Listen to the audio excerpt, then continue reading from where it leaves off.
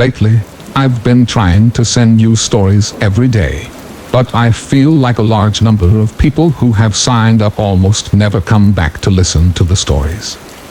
I don't know where that is. Make you unhappy? I hope to receive comments and suggestions from you, and if you find the video good, please give me a like to give me more motivation. For those who have not yet subscribed, don't forget to click the subscribe button and press notification bell to wait for the next story. Now let's get into the story. Story 1. During a few summers of my childhood, I spent a lot of time over at my aunt and uncle's house. I was there nearly every day of the week. School was out of session and both of my parents were working full-time jobs, so I needed to go somewhere to keep me occupied. My aunt and uncle were living fairly close to our neighborhood, and my aunt babysat a few other kids, so me being sent over there was most logical. I luckily also had a few cousins around my age to play with and keep entertained, so it worked well for all of us. They lived in this very large and nearly Victorian-style home. As soon as you walked inside, the environment immediately shifted and made you feel out of place. I could always feel instant chills run down my spine, like the presence of something was clearly evident. But my 7-year-old self tried to avoid the feeling and not allow it to bother me. My family is here. I am here to enjoy my summer, to play, and have fun every day. I can't allow myself to be frightened by this feeling.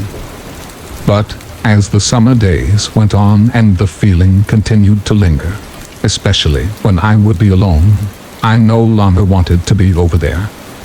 I almost felt like I was constantly being followed by someone or something, although this presence was heavier and more evident in some rooms more than others. For example, there was a bathroom downstairs, in the corner of my uncle's office.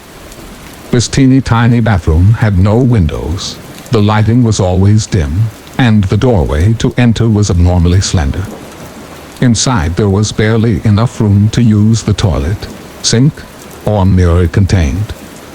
Whenever I went inside, I felt trapped or suffocated, but oddly, I never felt alone inside the little room.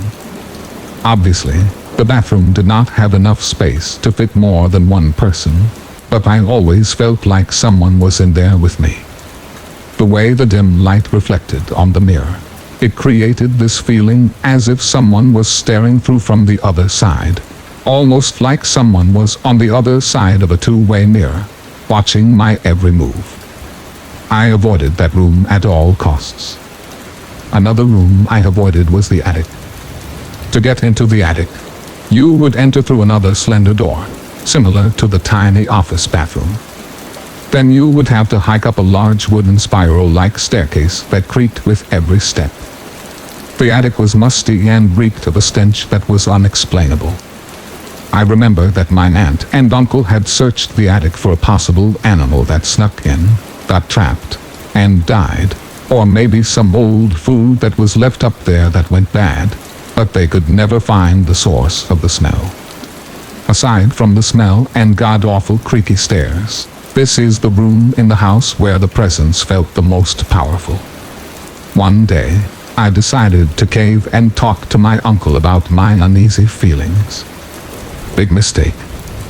I want to mention that my uncle is someone who constantly likes to play pranks and make jokes of everything, so looking back now, I know he was probably so excited to feed into this situation.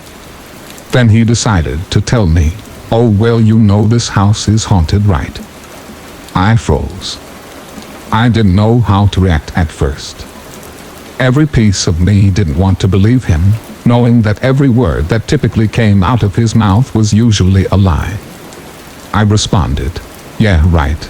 And then he proceeded to tell me ghost stories to freak me out even more, talking of lights turning on and off by themselves, claiming to see candles floating in the attic, etc.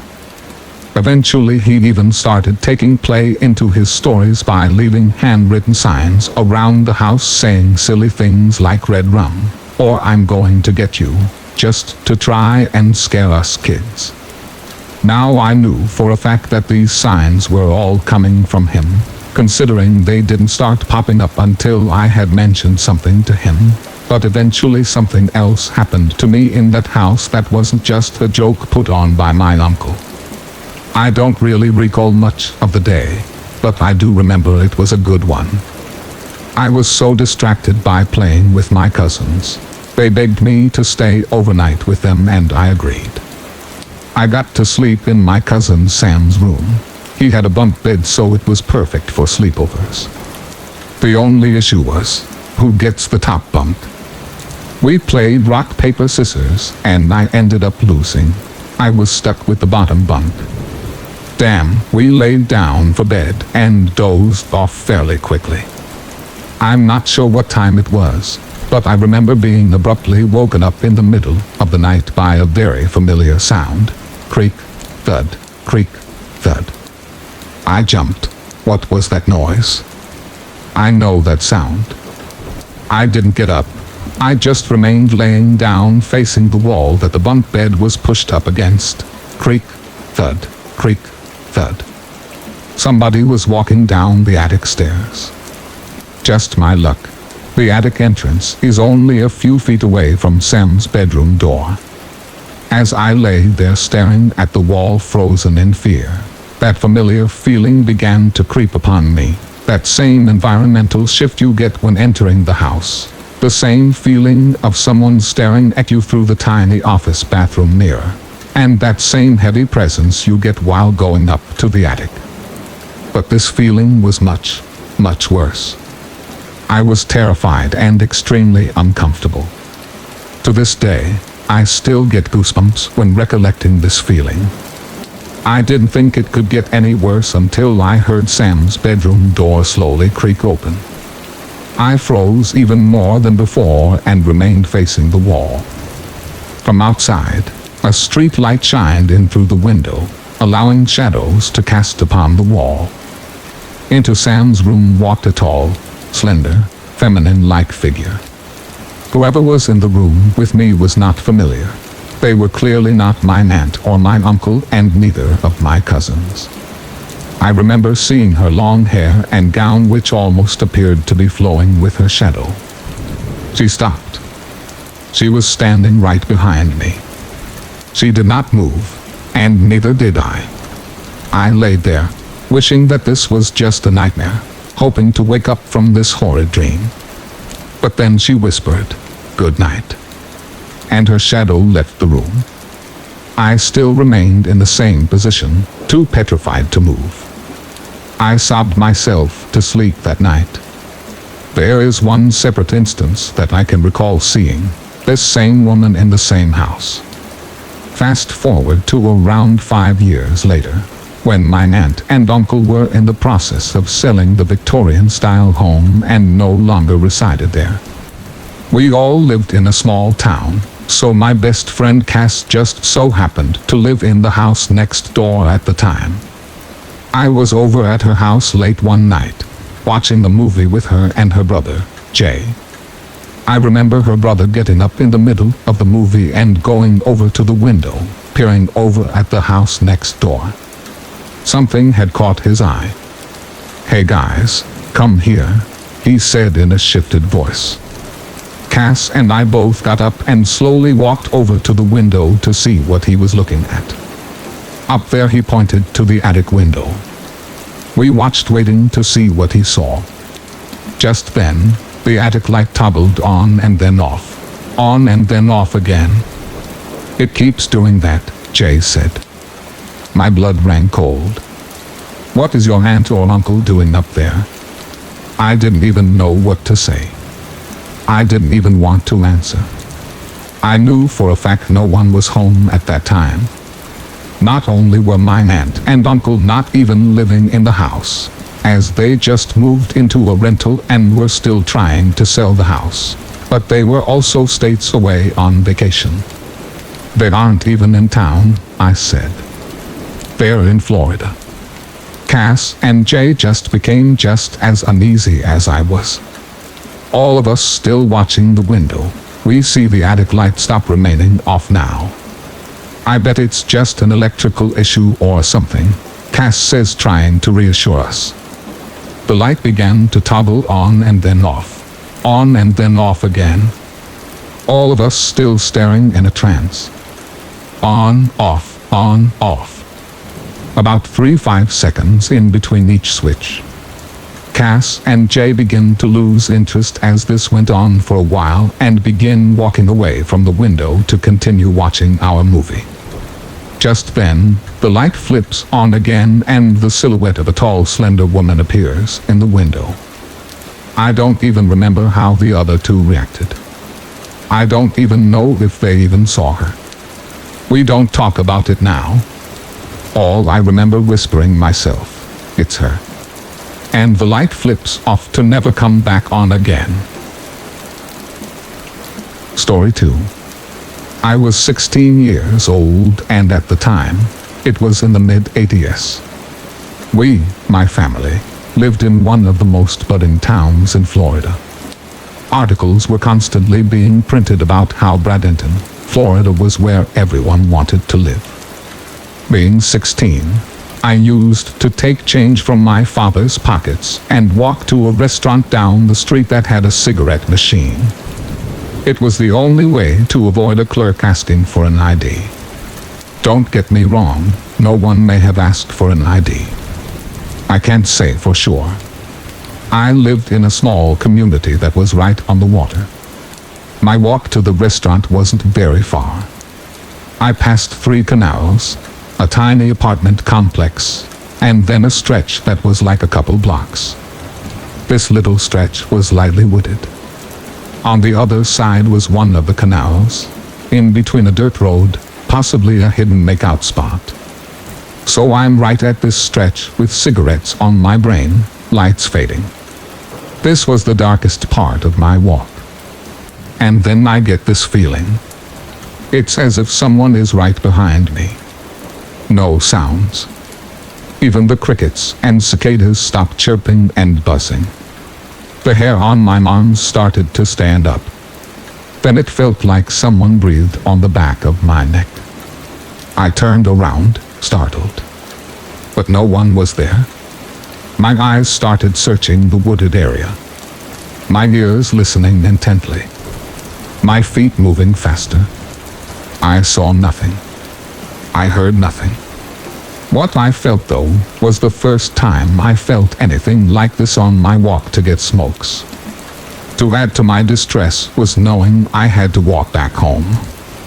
2 days later, my mom exclaims, "Oh my God," as she's reading the morning newspaper. "What?" I'm asked. "You're not going to believe this. Right down the street by the restaurant, a young woman was raped and murdered.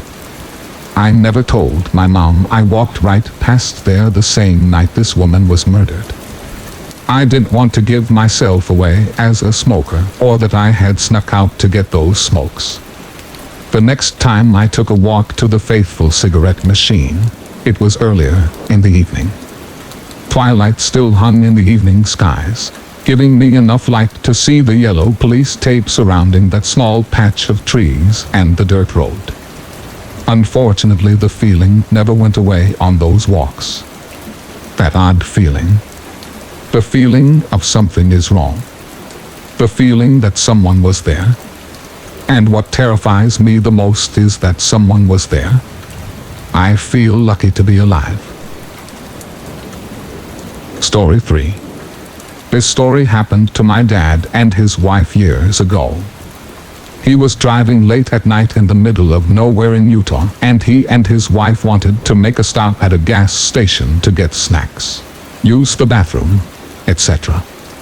When he got to the gas station, he saw a police car parked out front.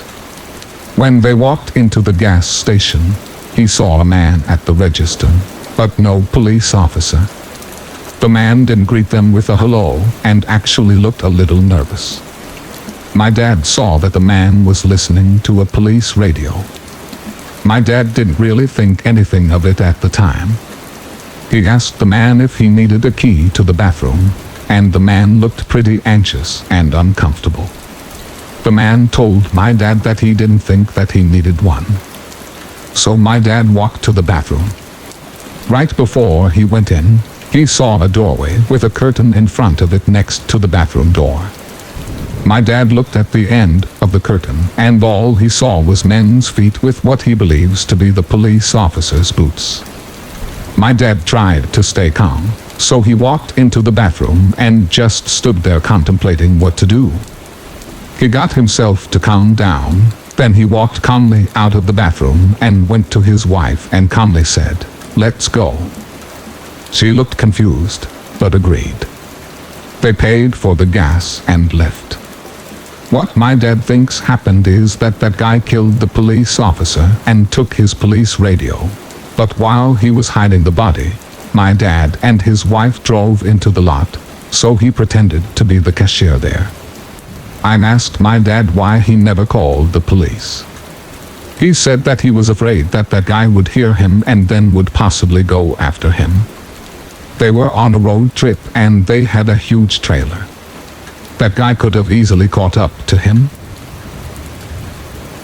Story 4. I've had a few delivery jobs that have given me the creeps. One or two that I was pretty sure I was about to be robbed. Another, a gunfight between gang members unfolded in the street I was delivering to, right as I was turning onto it. But these are just occupational hazards, I guess. Yeah, it sucks, but you get over it. Only one delivery job really, truly terrified me. The only one that scares me to think about, even today. So we get an order from an address that none of us drivers had ever delivered to before. This normally causes some suspicion among us, since we're always pretty weary whenever delivering to a new address. A fair few first-time deliveries have resulted in an address getting blacklisted. Sometimes they try to stiff you for money or some other scam to get free pizza. Generally speaking, the drivers take turns delivering to a new address, and this time, it just so happened to be my turn. So once the order is completed and the pizzas are boxed up, I take them out to my car and punch the address into my sat-nav. It turns out the address is right on the edge of our delivery area, pretty much in the middle of absolute nowhere. It dawns on me that this could be the oldest trick in the book. Call the pizza into some hard-to-reach location, and then demand it to be free once it takes more than 45 minutes to deliver. But to my relief, I make it out onto this old dirt road with time to spare. Yet my relief doesn't last long, not when I see the state of the address I'm delivering to. The house is so run down, it looks like a squat, like it's been commandeered by the homeless as a place to avoid sleeping rough. There's a rusty old pickup in the driveway, its wheels all askew from years of misuse. I mean, the place was just the very definition of haunted house. Needless to say, I wasn't expecting a particularly generous tip. As I take the pizzas out from the passenger seat of my car, I start hearing this faint, whining noise. My ears prick up immediately and I freeze, trying to work out just what the sound is and where it's coming from. I come to realize it's the sound of a violin being played, but more accurately, it was the sound of a violin being played very badly. These discording noises carried on as I walked up the dirt pathway towards the porch and the front door. The sound of some old violin, old strings that were way out of tune. Creepy, sure, but that's not what terrified me. When I knocked on the front door, the screaming cat violin sound ceased instantly. A few moments of silence went by before I began to hear slow, heavy footsteps growing steadily closer. I can't be certain, but I'm almost sure I heard someone breathing on the other side. These heavy, labored breaths as I waited for the door to open.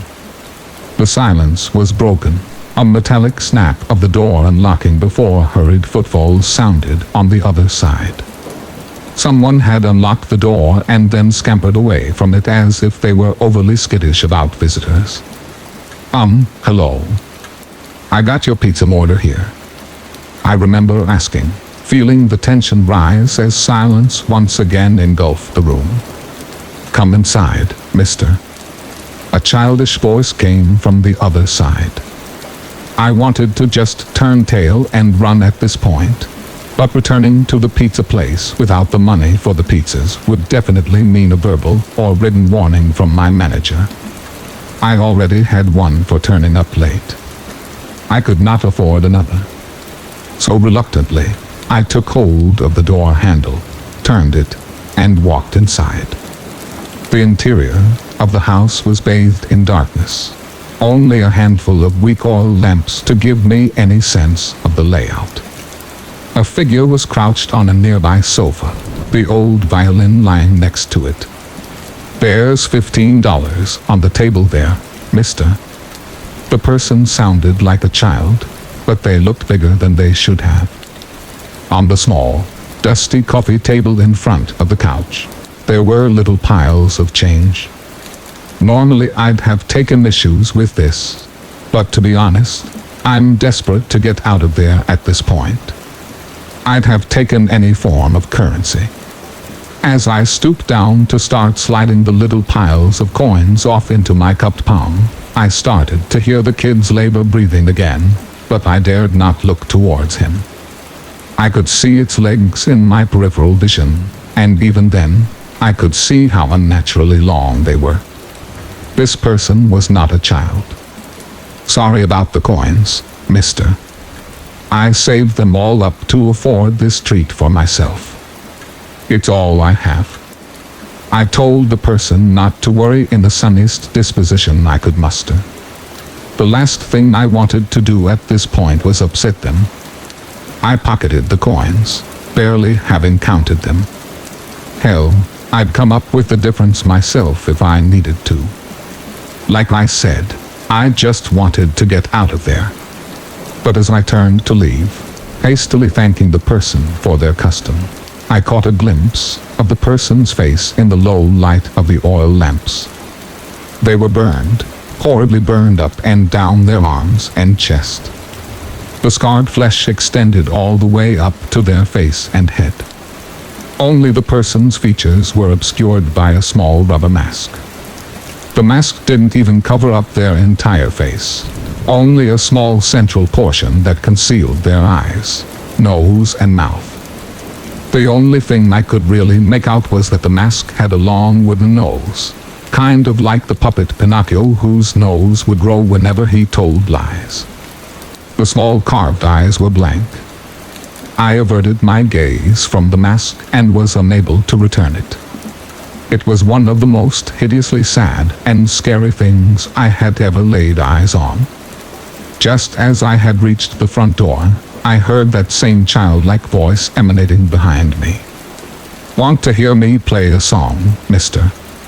Before I even had the chance to answer, to tell them I was too busy with deliveries, they had grabbed the old violin next to them and began to whine out a tune. Although the strings were almost totally out of tune, I started to make out the tune they were trying for. If you go down in the woods today, you're sure of a big surprise. If you go down in the woods today, you'd better go in disguise. For every bear that ever there was will gather there for certain, because today's the day the teddy bears have their picnic. I was back in the driver's seat of my car before you could say, nope, I'm out, scrambling to start the engine so I could make a quick getaway. I don't think they had any intention of hurting me. I certainly wasn't in as much danger as when those wannabe gangsters decided to shoot it out like right in front of my car. But something about this place still creeps back into my mind while I lay there in the darkness, trying to sleep. Something that means I'll never, ever make another delivery there. I'll quit before I ever go back. Story 5. First things first. At the time of this experience, I was a 24-year-old female living with my then fiancé, now husband, who we'll call B, and my 4-year-old daughter, who we'll call S. We worked nights, 6 days a week. We lived in a notoriously bad neighborhood, but up until this one week my naive self figured if I minded my own business I would be impervious to bad things happening, right? Before we get to that night, the night of the main event, there are 3 seemingly insignificant events that happened in the week leading up to that night. For you to get the full picture, I'll go over those first. Event number 1, Sunday. Around 2 a.m. my 4-year-old comes downstairs into the living room where my husband and I were watching TV on his day off. I hop up and start to direct her back to her bed when she says, "There is a man in our backyard. Is he your friend?" I turn to look wide-eyed at B, who without further prompting goes upstairs and looks out her window. Due to the bright back porch light, my daughter's window actually does have the best view of the backyard. After several minutes, he comes down with a shrug. I didn't see anyone, and nothing has been moved. So I chalk it up to a bad dream and take S back to bed. Event number 2, Tuesday. I have 2 cats, and because I have 2 cats, I do not open my screens to my windows. They are strictly inside cats. On this night it was pouring outside. No thunder or lightning, just pouring rain. My neighbor calls me and says, "Is your cat supposed to be outside?" "He's on the porch." I reply, "No, thank you for calling. I'm going to let him inside right now." After letting in my poor drenched cat, I set about looking for how he got out. It didn't take long to find the dining room window was open just about 6 inches.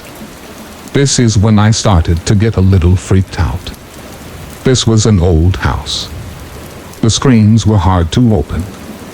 It took a considerable amount of effort to open them. And after asking my husband, I knew neither of us had opened it. Yet again, I figured I was just being paranoid. Perhaps S had figured out how to open it. Event number 3, Thursday. Night again. B's at work.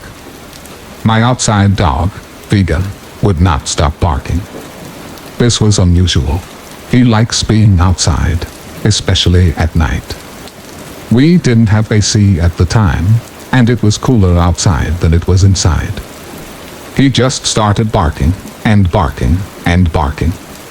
After about a half an hour I called him inside, but his behavior became even more bizarre. When I called him in, he would bound up the back steps into the house. However, then he would pace by the back door, like he does when he wants to go out. I don't want to keep up the neighborhood with this constant barking tonight, so I ignore him. Within 2 minutes, his pace turns into loud whining and determined scratching at the door. So, after another 10 minutes of this, I cave and let him back outside, where he immediately starts barking again. Just a maddening constant bark. This goes on for another 2 hours before he finally stops. The main event, Friday. S and I are sitting on the couch past bedtime. B, as usual, was at work. We are watching Tangled for the 100th time. I had just finished painting her nails and told her when the movie was over. No more whining. It was time for bed. Now, remember that window that my cat escaped from. It is visible from the couch and vice versa. This is important. Over the movie, I hear what sounds like a tap. I pause the movie. Nothing. Weird, but whatever. I start the movie again. Tap, tap, tap. 3 seconds. Then tap, tap, tap. I don't even have to pause the movie. I know I heard a tapping noise, and my gut starts to twist in knots. I have anxiety, though. It's probably nothing. Then my brain starts going into overdrive. There are no branches outside next to the windows. No trees. No bushes or decorations near that window. No brain. You're overreacting. Stop it. I get up from the couch and go over to the window. Damn, the reflection from the dining room light keeps me from being able to see anything but darkness and my own reflection. So I act like I'm just adjusting the curtain. Then my other dog Coco catches my eye. This normally happy-go-lucky puppy is staring at the window. Hackles raised, teeth bared, and growling the most terrifying growl. I mean, I have never heard her make that sound before. I stay calm and walk back over to the couch and send S to bed. I wanted to keep acting normal. I don't know why, but I was afraid that if whoever was outside my window knew that I knew they were there, that they may react aggressively. I sat down on the couch again and called B. I explained what was happening, and all the while, the tapping had resumed.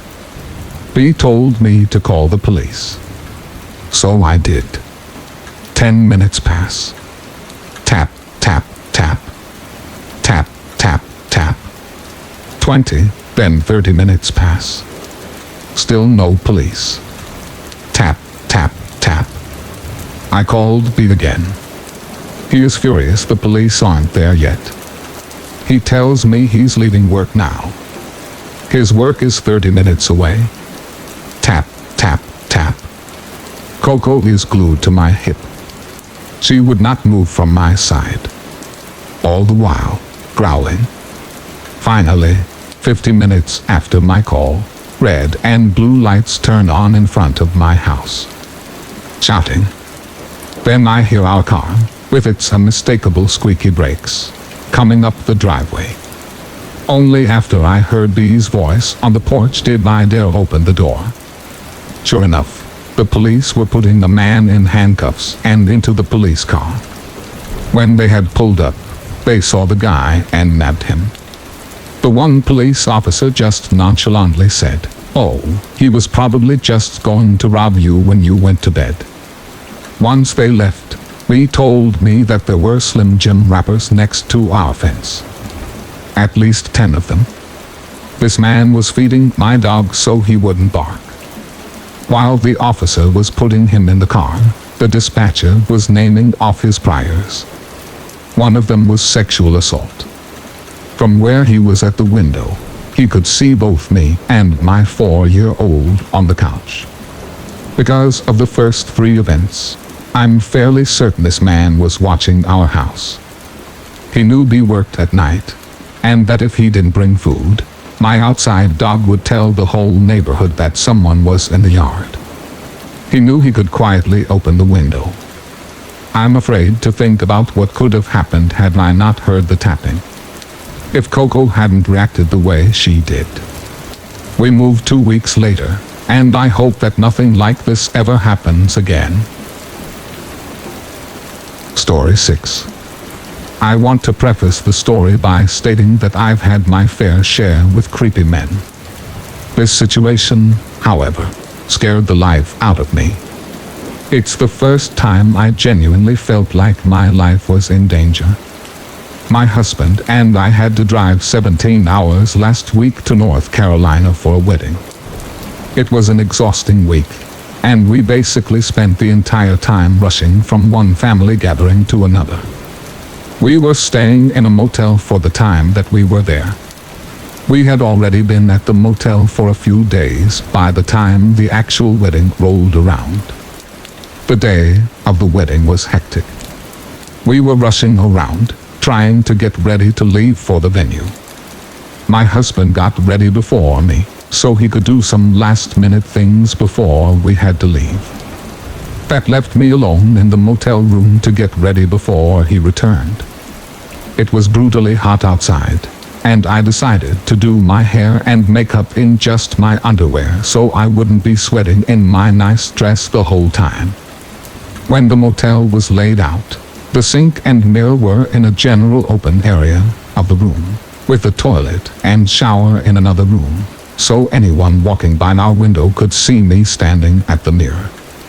However, I did have the curtains closed, but these curtains were a little bit sheer, so you could technically see a shadow of someone walking by outside, or could maybe see a silhouette of me inside the room.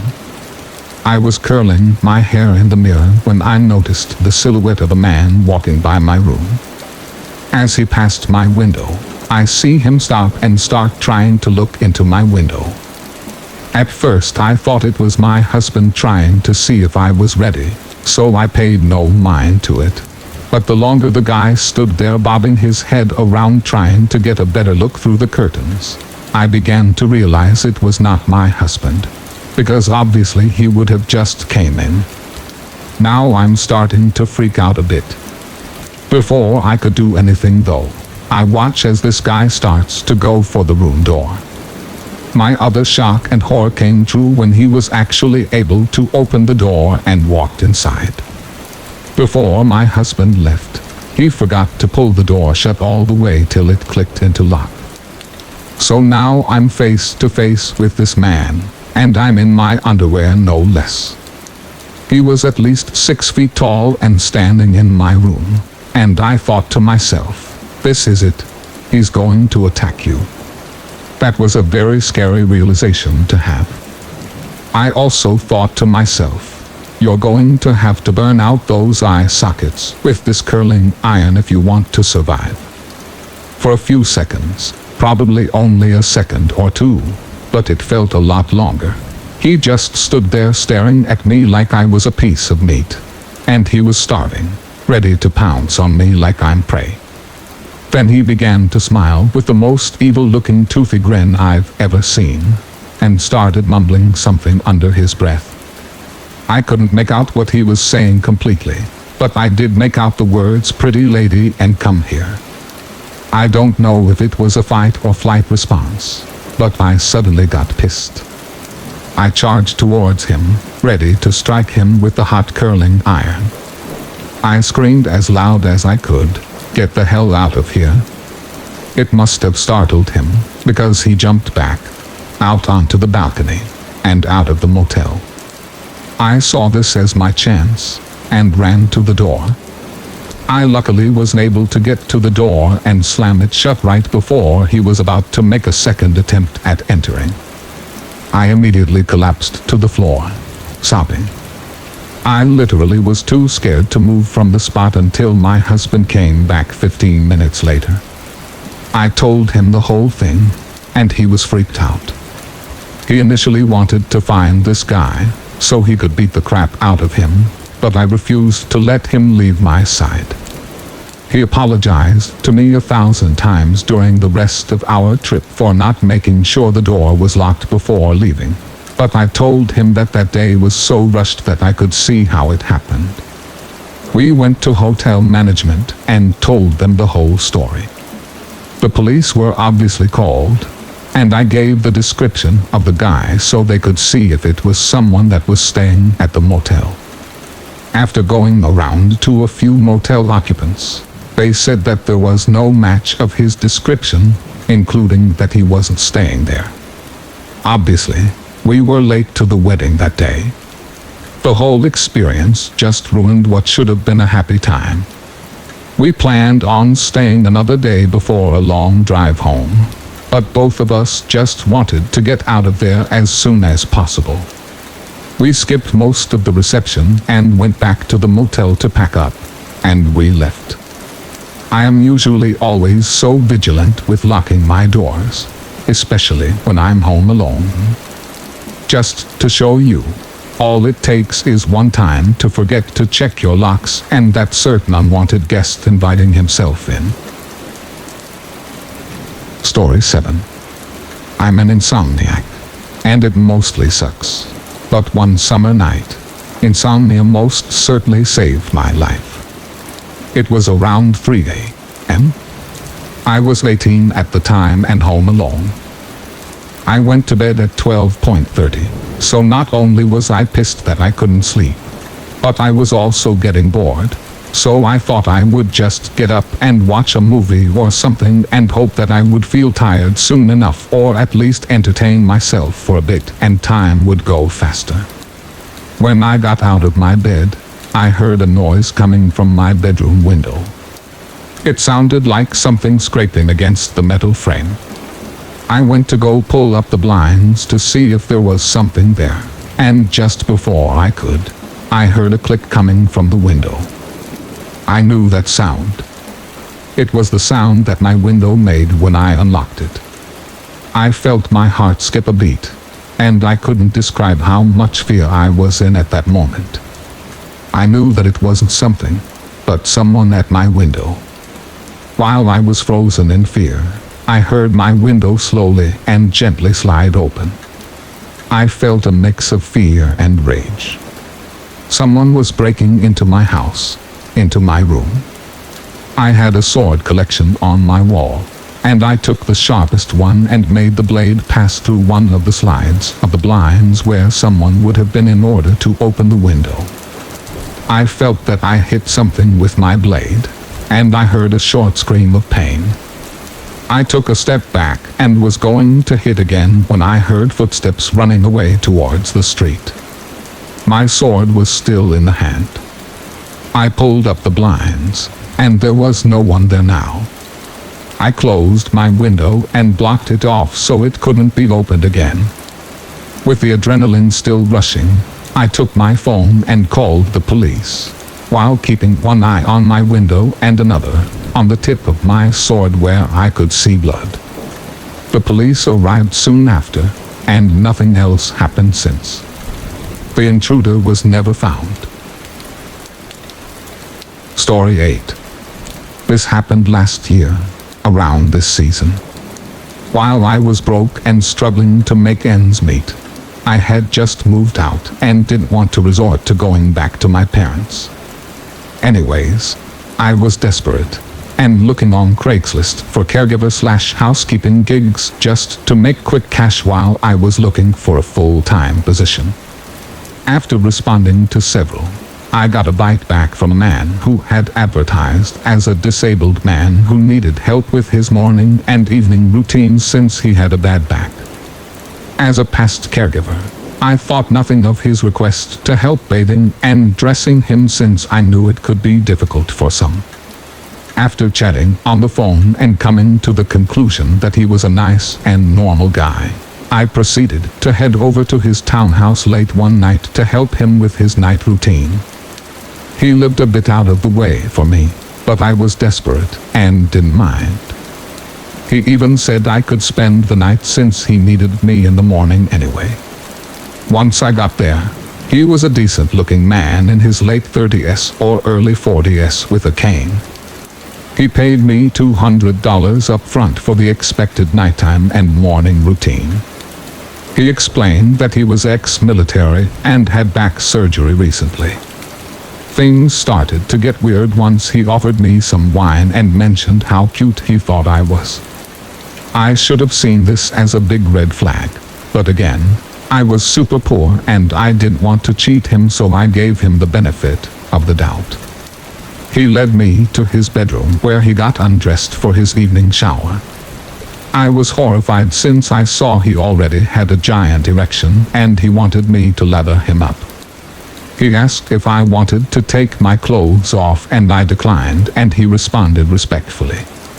However, he did touch my butt when I bent over to pick up something for him. I should have ran out right there, but I was kind of waiting for the right moment. After quickly giving him the most unsexy shower in the most platonic way I could, he got out and said he was heading for bed, but he didn't want to wear any clothes. The guest room where I stayed was right next to his, and though I was tired, I was still pretty on edge. My gut instinct was telling me to get the hell out of there. The issue was, we were on a third-story townhouse and we were on the top floor, and he installed baby gates on each floor so that his cat wouldn't run away. Also, he had turned off all the lights in the lower floors and it was pitch black. In order for me to get out, I'd have to pass his room. I quietly arranged my stuff in my purse while I heard his TV blaring. To my horror, I saw him walking swiftly to his bathroom without his cane. I realized then he wasn't as disabled as he told me, since he previously put on an act as if he couldn't walk without it. He was also still hard and was holding a giant bottle of lotion with him. As quickly and quietly as I could, I fled and ran like hell out of the room while he was in the bathroom. I jumped like an Olympic sprinter over the cat gates down the stairs. I threw open the front door and ran to my car. I heard his house alarm go off. I got into my car as fast as lightning, heart beating like crazy. I immediately got phone calls from his number, and every car that trailed me had me terrified until I got out of there. Finally, after a 2-hour drive, I was back at my place and grateful I was out of there. Who knows what would have happened if I stayed overnight, but I definitely do not want to stay to find out. Story 9. This happened 7 years ago. I'm 20 years old now. My parents were away from home for a family emergency. I'm the only child, and whenever my parents left and I stayed home alone, I usually didn't get scared. This was a third night by myself. I was playing video games and eating junk food, and then I hear a knock on the door. I was wondering who it could be knocking on someone's door at a later time like this. I could see a man peeping through the small glass windows surrounding the door. I could hear him yelling. He was saying, "I'm really hurt. Please let me come in." I said, "What's wrong?" and he said he broke his foot. This seemed kind of weird to me. I asked him how he broke his foot, and he told me he was walking around the neighborhood and tripped over his foot and landed in an odd way. He was begging me and screaming, telling me that if he got really hurt, he's going to sue me for not helping him. I said I would call him an ambulance and for him to wait outside. After I said that, he said, "If you don't let me in, I'll slit your throat and cut your body in half." As soon as he said that, I grabbed my dad's shotgun that he keeps on the highest shelf of the kitchen, and I grabbed the phone to call the police. I told the man that the police are on their way. He then told me that they won't make it in time. He was trying to bust open my dining room window. By the way he was hitting it, it looked like it was about to break. I quickly ran upstairs into my room and decided to hide under my bed. I called the cops, and the operator told me that they would be there in a couple minutes.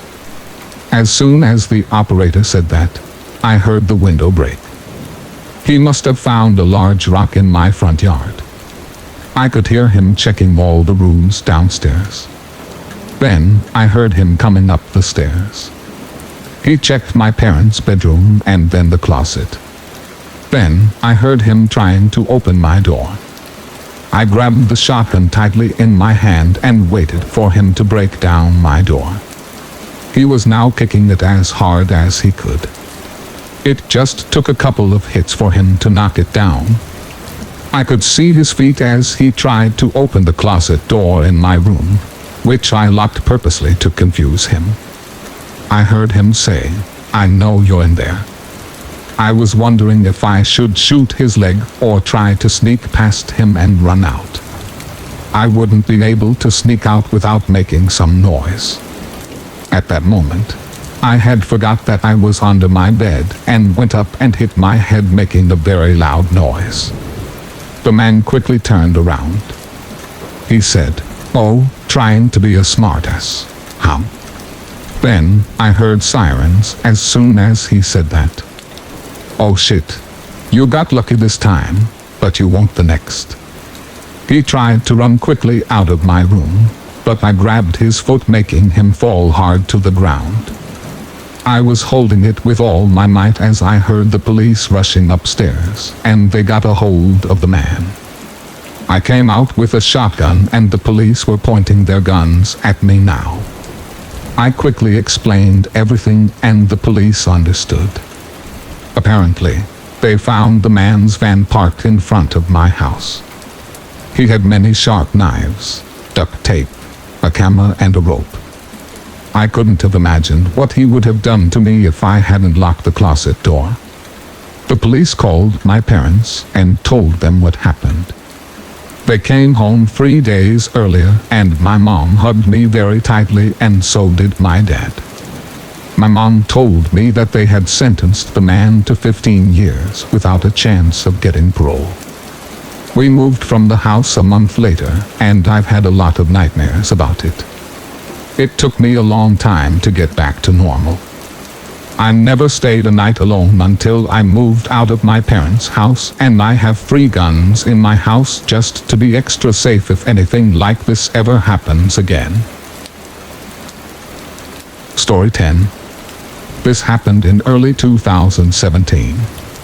I was a 23-year-old girl and had just finished college. The field I studied was not huge in my area, so I decided to leave. I moved to the biggest city in our country to make a post-graduation course and look for a job. As I was still unemployed, I decided I would wait to make a long-term rental contract, worrying about a possible bad commute to work. In the first couple of months, I was switching from errands and hostels all the time.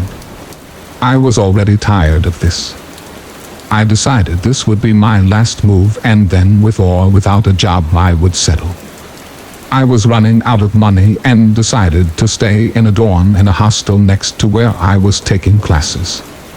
Sharing a bedroom is not a problem to me during a trip, but when you're living somewhere trying to create a routine, sharing a bathroom with some complete strangers just sucks.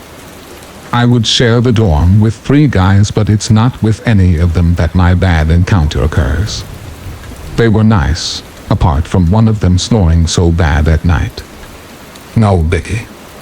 In another dorm, although, was the creepiest person I've ever seen. He was in his mid-30s, and he was not traveling. He was native from the city where we were in and was using the hostel as a new house since his parents kicked him out of theirs. He introduced himself and tried to be nice and flirty with me. I was polite initially but declined his advances. He wouldn't stop. He started following me all day long in the hostel. Anywhere I went, he would show up in less than 5 minutes. On the second day there, I left the hostel to a job interview, and by the time I arrived back to the hostel late at night, he was seated alone on the front stairs waiting for me. He told me this like it was the most natural thing on earth. He would buy me snacks, ask me out, try to get information about my personal life. All these things when I already made it clear of my lack of interest in this friendship. All this happened in 3 days.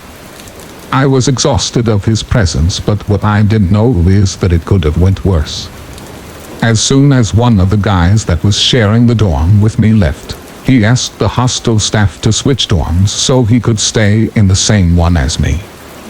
Obviously he didn't tell me this, so imagine how surprised and disgusted I was when I saw him coming into the dorm with all his belongings.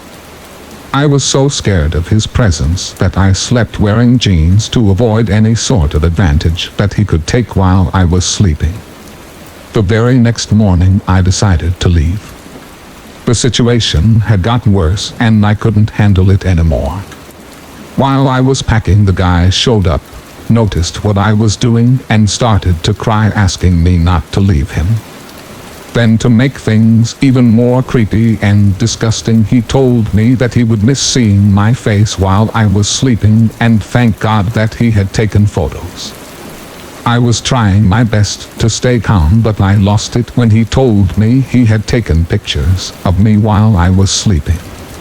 I took his phone out of his hand and asked him to see the pictures, and deleted all of them. There were a bunch of photos of me sleeping the night before. I left the hostel and I really regret not reporting him to the staff. One night in winter of 2018, I was woken up by the sound of whispers. I got up to investigate. I could see outside that it was snowing hard, almost like a blizzard. I called out, "Who's there?" No answer. I went downstairs to investigate further. I then heard footsteps from upstairs, the floorboards creaking. I ran back upstairs to see because the roof has a door that leads to the outside. Stopping to fetch my pistol, I yelled out, "I'm armed," to which I heard a blood-curdling laugh. I turned on the lights to see, but there was no one in sight. I reached the door and opened it to discover a set of footprints on the snow-covered roof. But the prints looked like the person hadn't stepped at full weight. I retreated back into the house and went back downstairs to look for more prints. I could not find more anywhere. Terrified, I called my boss and he told me, "Oh, that's impossible," but he still came over to investigate.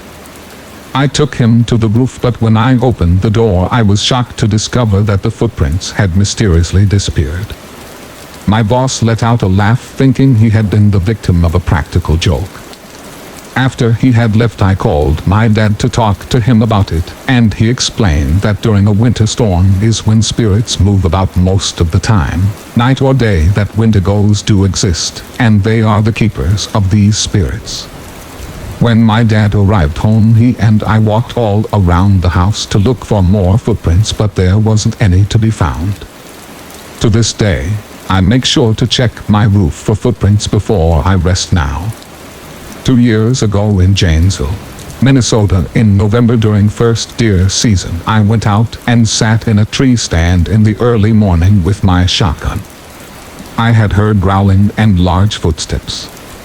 I thought it was a large coyote, but then it came out into the clearing, and it was 5 feet tall at the shoulder and dark brown, almost black, like a large dog, only its front paws were almost hands and its tail was long like a cat's tail, 3 feet long.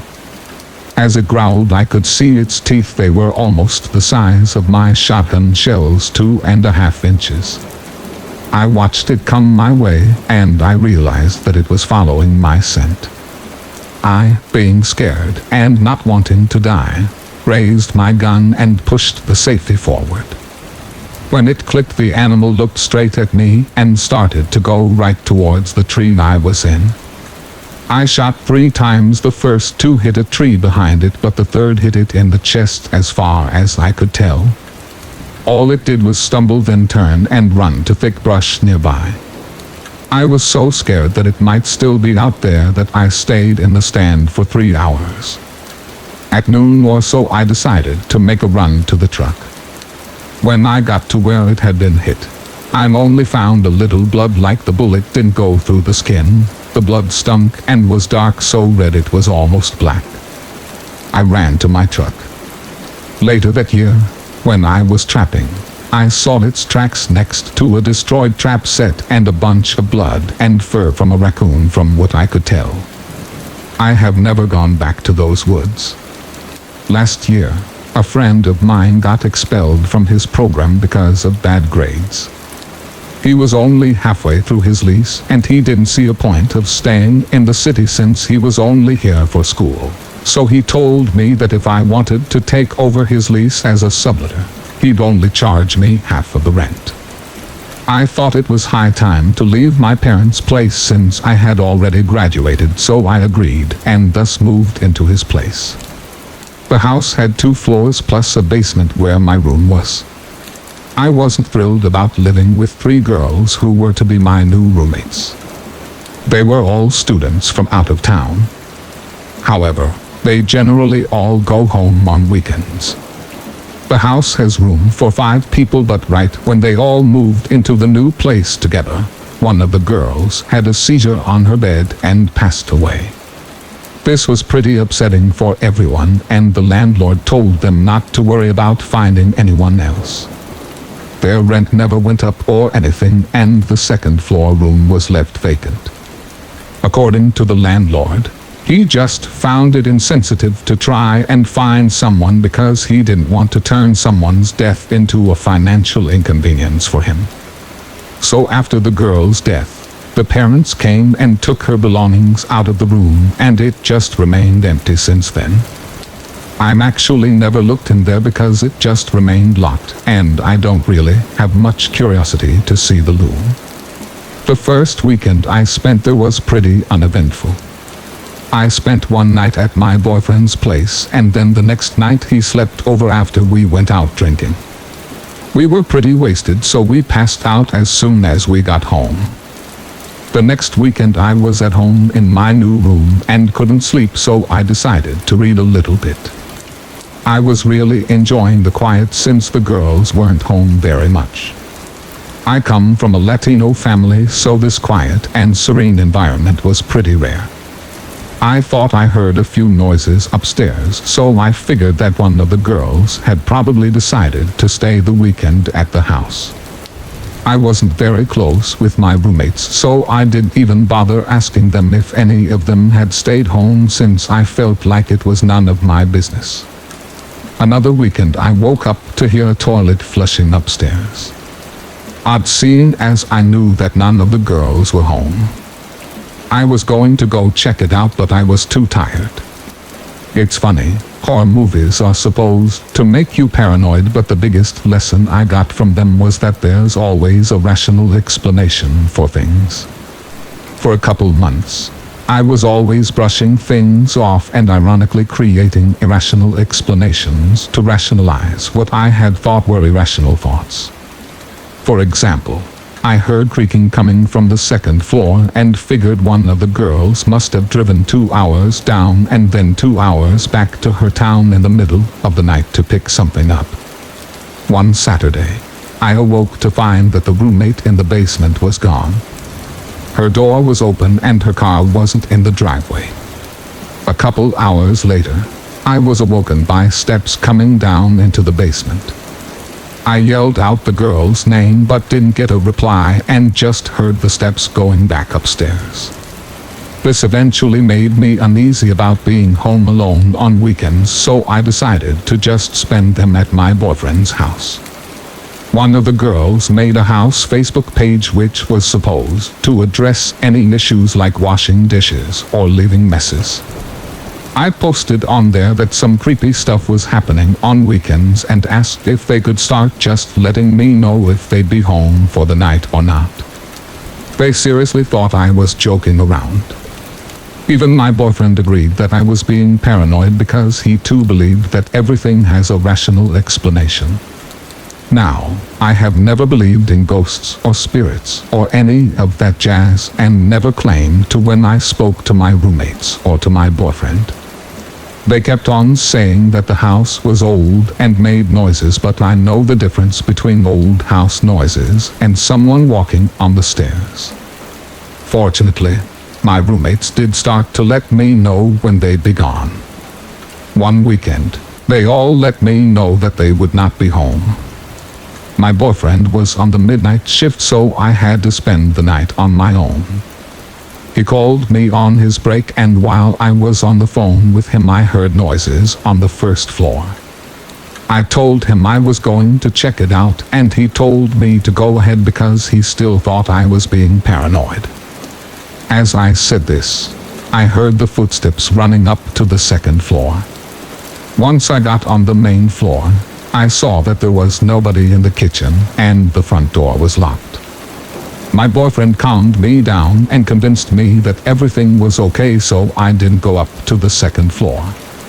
After that, I straight up told my roommates that I was convinced that someone had been in our house at some point that night. My boyfriend was almost permanently on midnight, so I did what I never wanted to do and started spending weekends at my parents' place.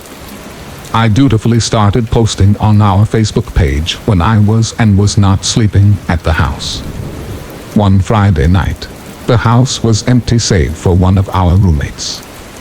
The next morning, I received a frantic text saying that the roommate had been attacked in our house. She had been in her room studying and heard a noise right outside of her bedroom. After going out to inspect it, she was greeted by a man walking out of the dead girl's room.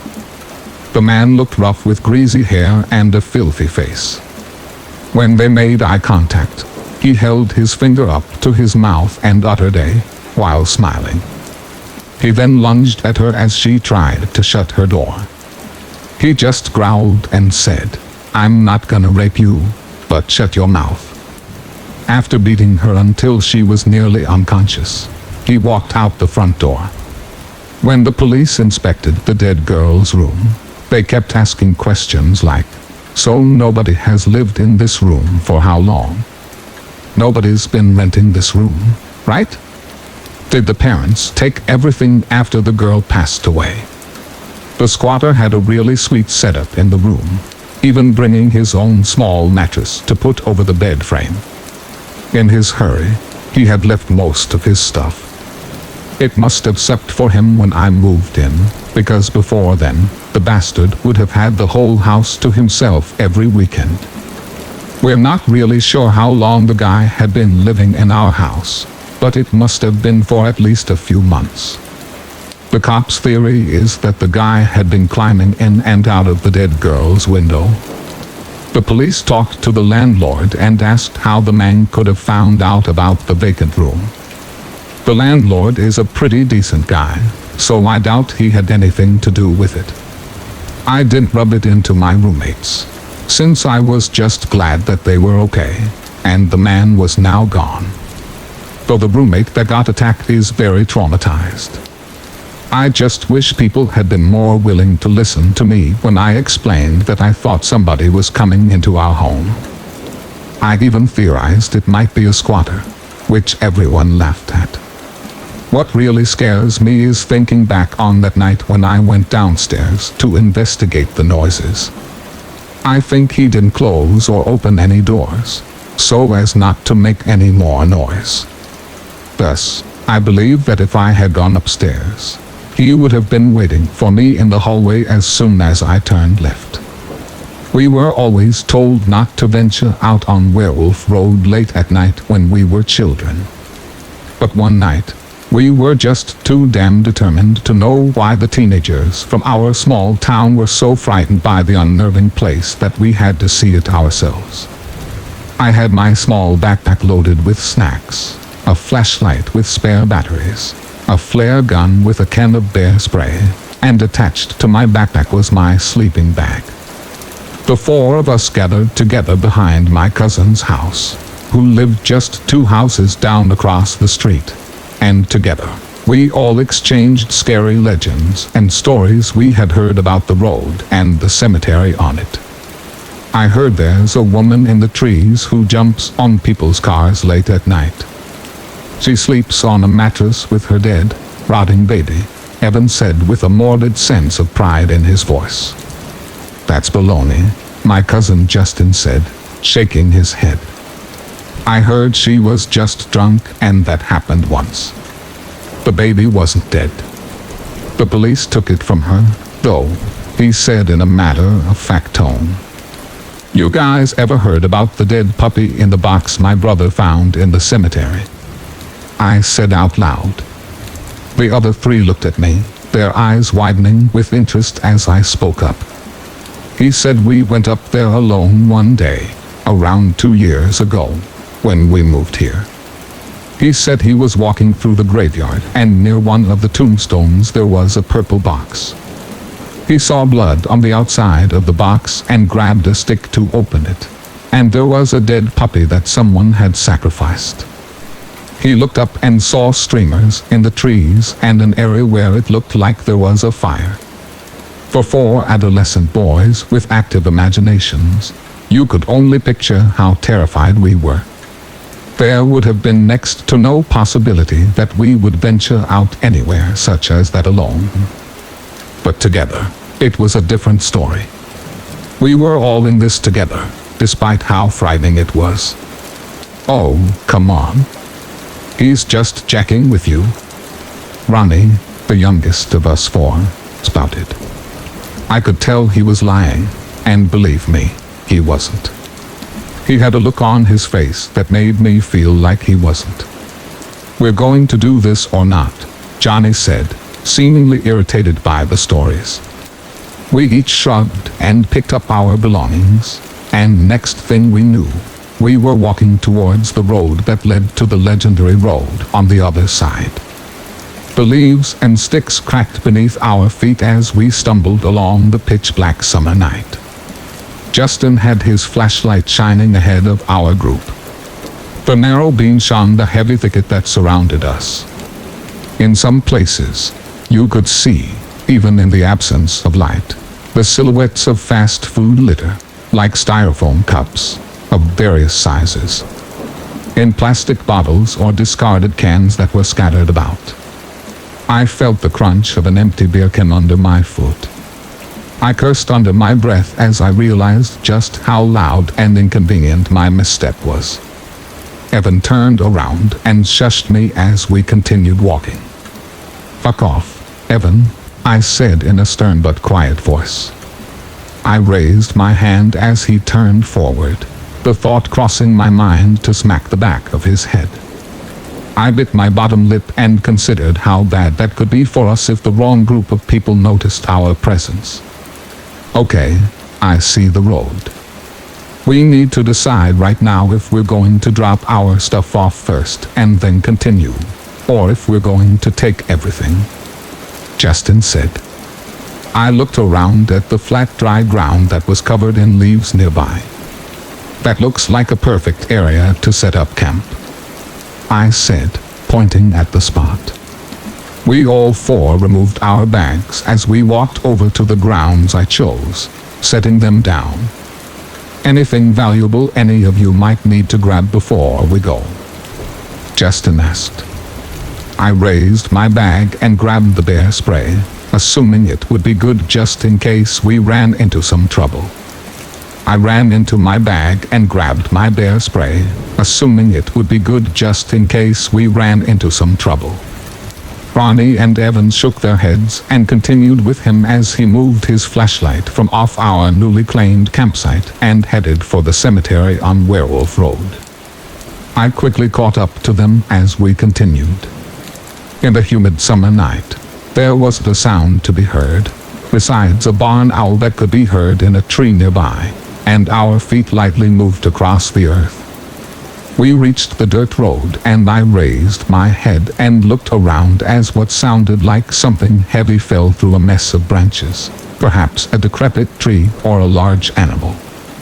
Whatever that was, it was small, I heard Ronnie say. I looked over at him and was leaning over his bent knees, wiping his sweaty face off with his dark shirt. He raised up and shook it, attempting to cool off. We four sat in silence. The night now grew more ominous. We stared at the dirt road and I now looked to the right, remembering the wooden bridge that led to the cemetery. "It's this way," I said. We continued walking. I turned around to notice the rest of the group beside me. I turned around to see the rest of the group behind me, Justin still holding the flashlight but aiming it up in the trees rather than the very dark road ahead. "But Justin, can I see the flashlight?" I asked. "There you go," he said as he quickly stretched his arm out and held it out like the Olympic torch. We approached the wooden bridge. As we came closer, I looked out at the creek where you could see a pile of dead hawks, perhaps 6 or more on the creek bed. The stench from their rotting, bloated corpses bowled the air. On the bridge was a pentagram drawn out near the very center. It had been faded from the elements, but you could still see it fairly well. We gathered around it, not saying a thing aloud. "The cemetery is just up the road," I said. We continued across the bridge, and I noticed that Ronnie turned his head and looked back at the creek where the dead hawks were. "Did you guys see that? Or smell it, at least?" We continued walking, not thinking too much about it. There could have been many reasons for that. Not even little things had to be unusual, even to young boys who longed for excitement. As we got closer to the cemetery, we noticed a bright light coming from inside its fence. It was a fire. We rushed down the road, trying our best to stay low and keep quiet as we grew dangerously closer to the cemetery. We got off the road and made our way up to a ditch which led us into the woods that surrounded the cemetery fence line. As we lined up to peer through the fence, we were careful to stay low. Embers lingered about the blaze like fireflies in the cemetery landscape, and we watched as these beings gathered around the fire. They weren't human. There hadn't been a chance they were human at all. They were beastly, savage creatures that were swift on all fours. When they were on the lookout, they stood on their hind legs and perched, exposing their ape-like chests and torsos. The rest of their bodies looked more canine, like a greyhound. Their faces were covered in heavy, bleak masks that looked similar to the surgeon masks worn during the Black Plague. But these were more of a ghastly sight on such already terrifying monsters. I knew we couldn't dare trespass on their fiery territory. I watched as one lurked near a tombstone and dug like a canine into the ground. I listened as we could hear what sounded like gurgling coming from the plot, dirt being thrown viciously behind the creature. The rest of the pack began to gurgle and click their mouths as they walked around the fire. 3 other creatures gathered near the burial plot where the first creature dug, and the other 3 stood on their hind legs and looked around. I watched as the creature that was now buried deep in the ground climbed out of the hole. I watched as the creature that was now burrowed deep in the ground climbed out of the hole with a rotting arm in its mouth. It sat next to the others, arms between its 2 hands, sniffling. The others gurgled and sniffed in between chirps. Another creature crawled into the hole and came back to the surface with a dismembered leg in its mouth and carried it away from the rest of the group. Justin looked over at the rest of us with a face full of shock as he spoke very hesitantly in an almost faint whisper, trying his best to control his breathing. "We've got to get the hell out of here. I don't know what those things are, but they aren't people. I say we leave our stuff in the campsite and get back to my place fast." The 4 of us backed away from the fence as we got as close to the bottom of the ditch as we could. We knew that any little noise from us could be fatal. The sticky summer air attracted unrelenting mosquitoes that swarmed around our ears and our sweaty necks and arms. We tried for our lives to ignore the high-pitched buzz that rang in our ears as we crept towards the bridge. I heard a gurgling sound in a nearby tree overhead. It rattled and clicked, signaling the others to move in on us. I looked up to see it as, through its frightening mask that covered its disfigured face, it looked down on me with its black, dilated pupils as I felt the sweat collect in my eyes and the mosquitoes I refused to away at bite into my neck. The other 3 were frozen in place, staring at the creature as well. I smelled urine in the air from Ronnie as he couldn't anymore hold his bladder in fear. I couldn't blame him.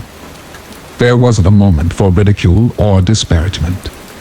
The creature stared into our eyes and I heard the fence line viciously rattle as the other creatures climbed and jumped in, closing in on our misfortunate, desperate souls. Justin spoke up. "Guys, any ideas?" I slowly reached into my pocket and felt for a lighter, and my other pocket was the big can of bear spray. We let them close in on us dangerously to our discomfort, but I knew this was an ample opportunity to quickly discharge as much of the can on them as I could while we still had a chance. I watched as the creatures fell on their backs, croaking and clicking their tongues with this very awful and loud scream that came out in between gurgles and rattles. They nervously clicked more after this. The creatures and their tree appeared to fear jumping. It leapt in the opposite direction, scurrying near the cemetery fire. We quickly rushed across the bridge. We jumped into the creek near the dead hogs and trudged to the water. It was only 5 minutes or less to Justin's home. The time we counted down together, not allowing failure to escape the grip of such vile and heinous of creatures. We saw the porch light nearby as we entered into the neighborhood. It had been a welcome relief to know that we had arrived. As I reached Justin's patio under the floodlight, I took a moment to catch my breath. I turned my head to look around, and I realized I had been the only one who reached my cousin's backyard. I called out each of their names, but without success. I waited around 5 minutes when I saw the beam of Justin's flashlight shine into the backyard from over the fence. I watched as him and Evan and Ronnie boasted each other over his fence as I continued to walk over to them and ask them what exactly kept them so long. I watched them and something seemed different about their demeanors. They each had a look in their eyes that unnerved me. Justin spoke up. "You left us behind. You didn't even let us catch up with you. What the hell were you thinking?" he said angrily. I walked in circles looking up at the three of them as they stared at me with unequivocal disapproval nonetheless. After the three of them refused to talk to me that night, I finally decided to walk home. As I got to my room, I quickly stripped to my boxers and fell onto my bed. I woke up around 8:30 in the morning to my father calling out to me from his office, and he said, "Tyler, come in here right now." I walked into my father's office. I watched as he held his bald fist over his mouth, leaning back in his chair. He ran his other hand through his hair and looked at me. "Your cousins and friends are missing. What happened last night?" I thought about it for a moment but hesitated on giving a full disclosure.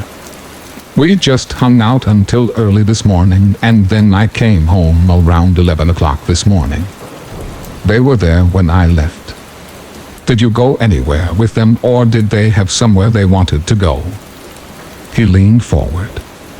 "The only place we went to was the cemetery on Werewolf Road.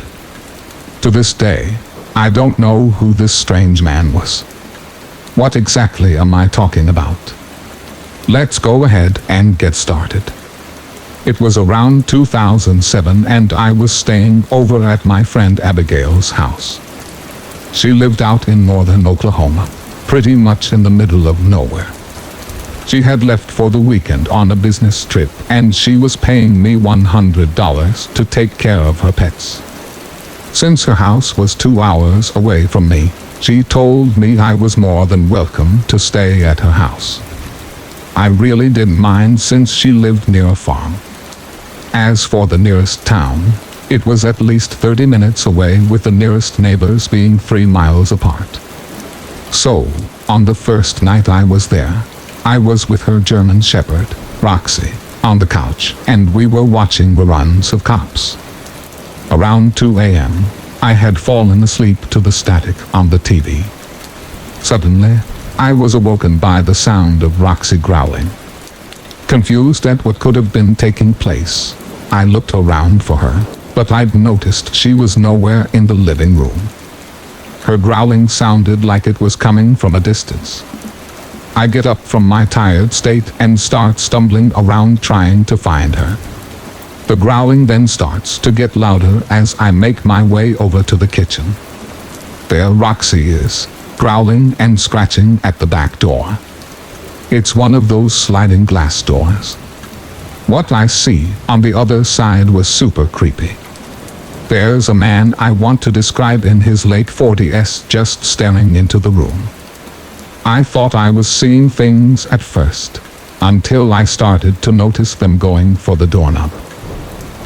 Excuse me, sir, but was there something I could help you with?" He doesn't respond.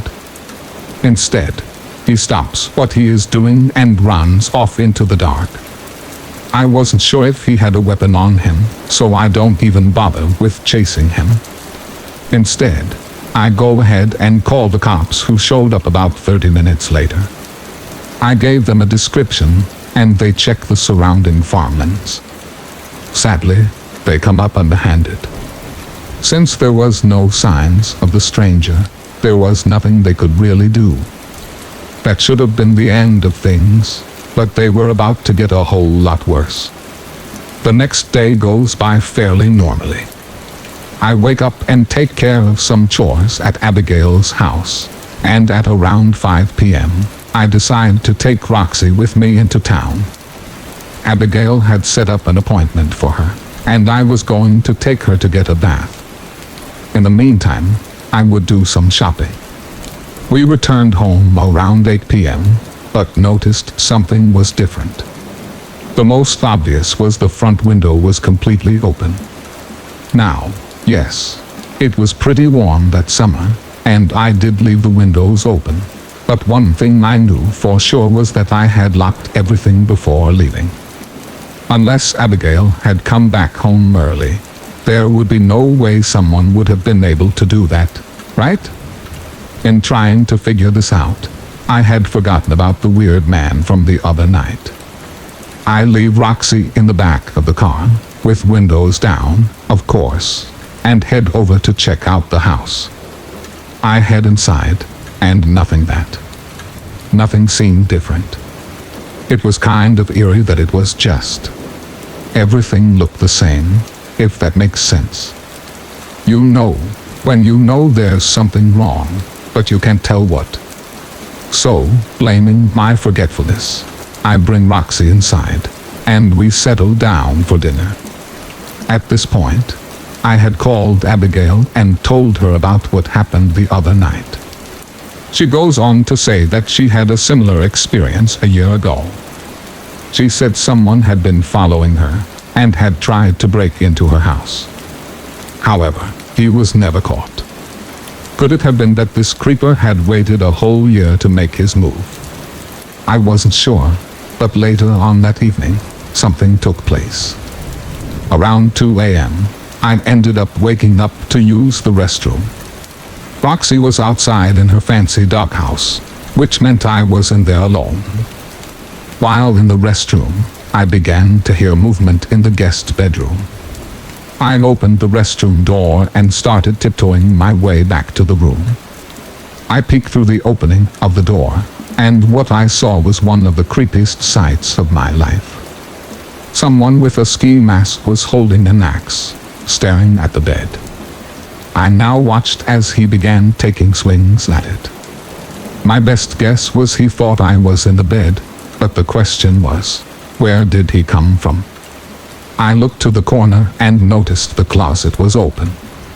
I started to connect everything. The window was open because he had snuck in. He then waited in the closet until I fell asleep. He must have fallen asleep too and not realized. That's when he snapped out from his sleep and decided to try to kill me. I'm just assuming at this point, though. Anyways, scared for my life, I ran out of the house as quietly as I could and called the police. While waiting, I watched from a distance as he walked into the field behind Abigail's house. I see the headlights of a minivan turn on. Then he drives off, never to be seen again. Officers do a search of the area and they look more into it, but nothing ever came of it. I don't know who that man was, but something tells me he had planned for this for a long time. Oh, and by the way, Rachel was so frightened by the entire thing, she ended up moving in back with her uncle and aunt a few weeks later. In the meantime, she stayed over at a friend's house. As for the home, it has now fallen into disrepair and remains abandoned. The whole thing goes down as one of the most unexplained and scariest moments of my entire life. This story takes place at a mall where the establishment just built a cute rubber playground. At the time, I was 6 years old and was simply enjoying playing at the area as my family was shopping only a few feet away. Then came a wrinkly-looking tanned man with a long beard, skinny and balding. He approached a small Latino boy and began talking to him about cool toys he had in his van. Now, at this time, I knew that stranger danger was a thing, but to my shame, I only stood there, shocked that this was happening. more so when this boy was agreeing to follow him where he kept the toys. I remember thinking, oh my God, is this boy really going with this man? Doesn't he know what stranger danger is? If that didn't make things worse, the boy was so excited that he went ahead to invite his brother, around the same age as I am, and they went off together. I honestly didn't know what to do. And I didn't know what more to do other than to run off into this giant mall after them and get lost. I don't know. I decided I would tell my mom what was going on, but would she even believe me? Where were their parents? As I stood there, watching them walk off together in the distance, so did the opportunity. I stopped playing and walked into the store where my mom was and told her in my shy voice what happened. I was struggling to find the words, but I told her along the lines of, I saw something strange happen. I saw an ugly old man walk off with two boys, like the kind of men you warned me about on the news. She just looked at me and smiled, not seeming to entirely understand, I guess, what I was saying. I pressed the issue more though, but she only responded, don't worry, Mommy is almost done shopping for shoes. She pursued to shower me with compliments, in the kind of tone moms reserve for when they playfully talk to babies, but this only made me more distressed. I could feel the time to act slipping away. I remember telling her, I'm serious. There was a creepy man over there, talking to children. I pointed at the direction where they once stood. I remember watching her face attentively, saw a flicker of understanding, but she brushed it off as doubt settled in. That was the end of that encounter. A few days later, I was watching the news with my mom, and I saw the same boys. I felt placed on the spotlight again, on what to do, but I knew my mom would never take me seriously. I was only 6, and my family were illegals, who wouldn't want to be involved with this kind of stuff anyway. I asked my mom what she thought about those two boys, but she had no opinion because she wasn't paying attention to the TV anyway. I often look back with regret of what I could have done. Parents may teach their kids what to do in these incidents, but all I could do was be a witness. I was living in a downtown, in a posh area that had nice buildings, that had a good restaurant next door. The restaurant and the apartment building opened at the same time, so it automatically sort of became where everyone in the building went. And I worked across the street, so it was also where my firm would have client meetings and happy hours.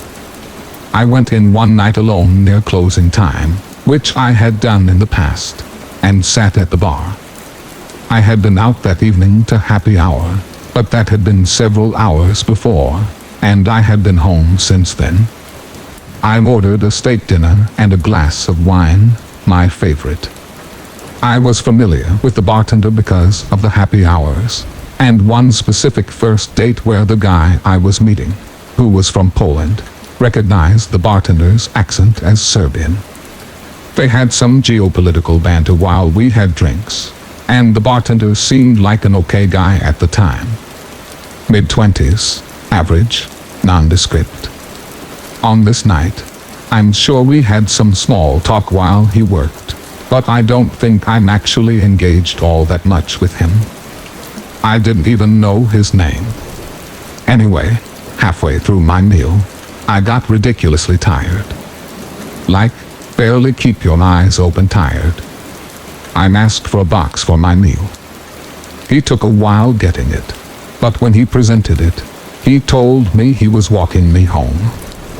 I said no thanks, but he insisted 3 more times, which at that point I probably could have used help walking, but was fully annoyed at being told someone was going to be walking me home.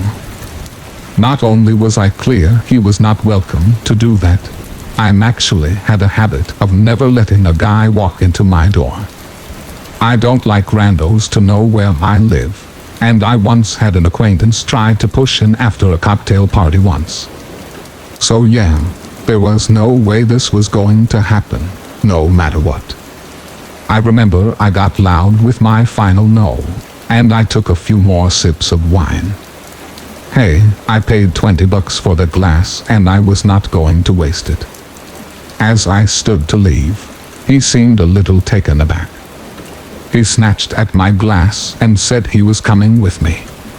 So remember that I simply left before he could do or say anything else.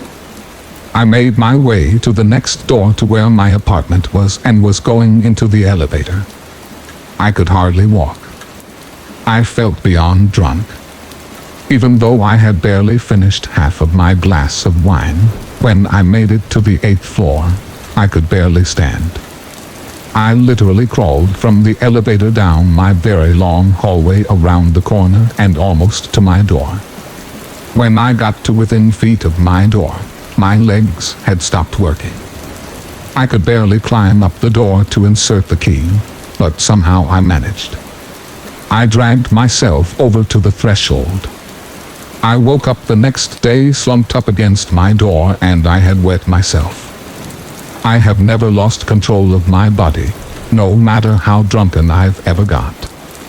And I've definitely never slept on my floor where I dropped. It was crazy. I had a hangover from hell and I was trying to figure out all day what had happened. I told myself that since I had been a happy hour earlier, maybe I was drunk and didn't know it when I went for my late meal.